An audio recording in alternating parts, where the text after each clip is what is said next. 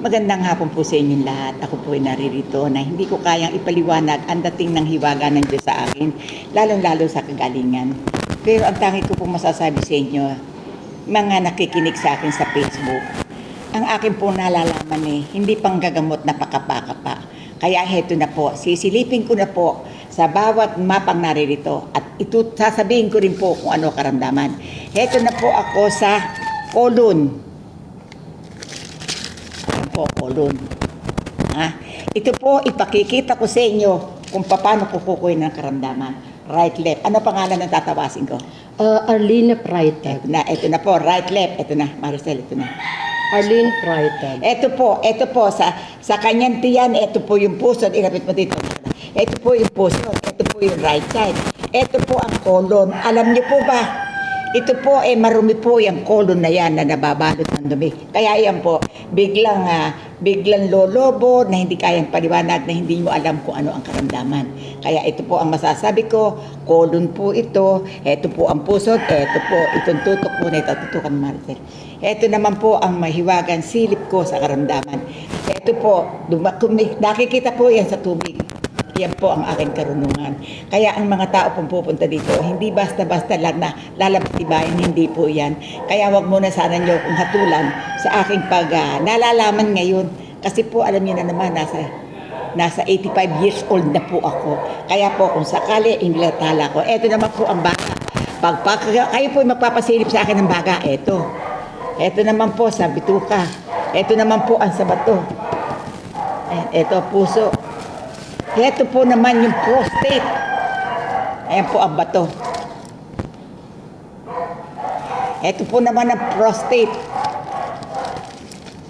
Kikita ko po lahat yan, mga bakterya. Ito naman po ang myoma. Ang aking nasilip ate sa iyo, etong po sa bituka. Amen. Sa butuka siya. Opo. Ano po masasabi nyo? Ito lang po ang sinuri ko. Ito lang po ang sinuri ko unang dantay. Ano po yan? Sakit o may sumasalba? Ala po. Ang ganito po masasabi ko. Kapag po ang tao ay nakakaharap dito at kayo naman po matagal na sa ibabaw ng mundo. Pag po kayo nagdadasal, hindi po ako naniniwala dyan. Amen. Kaya po kung sakali, mainam po, magpa-check up kayo sa doktor or ano pa naman ang dapat para po agad gumaling ang tao ng matumbok. Kaya ito po ang aking masasabi. Dalhin niyo po dito to at sisilipin ko po para po malaman natin ang lunas. Kaya isang magandang hapon po sa inyo lahat. O ikaw na magsalita. Marka. Sige, ano masasabi mo? Nakita ko nga na dalawa yung parang na ito yung plastic niya. Nakikita ni nanay Puring ba yun? Oo, nanay pa rin. Nanay pa rin. Na kung ano yung karamdaman ng aking anak. Tinuro lang ako sa akin ng pamangking ko, napagaling nyo, kaya ako nandito. Okay, maraming salamat. Marami pong salamat. Nung pamangking. Siya, yung sa likod, tapos sabi niya sa kanya, uminom ng coconut oil, 2 kutsara, araw-araw.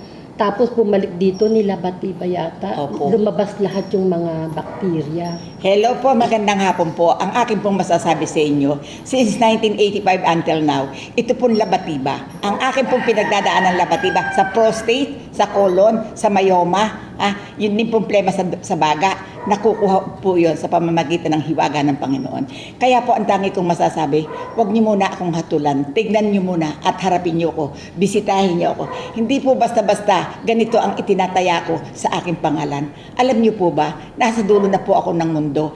Gagawa pa ako ng hindi nararapat. Kaya hinaharap ko po ang tunay na katotohanan. Ang nais ko po, sa landas ng Diyos ako makarating, hindi po sa kasamaan. Kaya kung sino man po ang gustong pumunta rito, alam niyo po ba, ang gastos ninyo, yung langis, pinakamababa, 10. Basta iyan po, ngayon po, kaya ko po nakuha yung sa lahat ng karamdaman sa tiyan, yung pong langis, ang binubuhos ko po doon, may mga ginagamit po ako.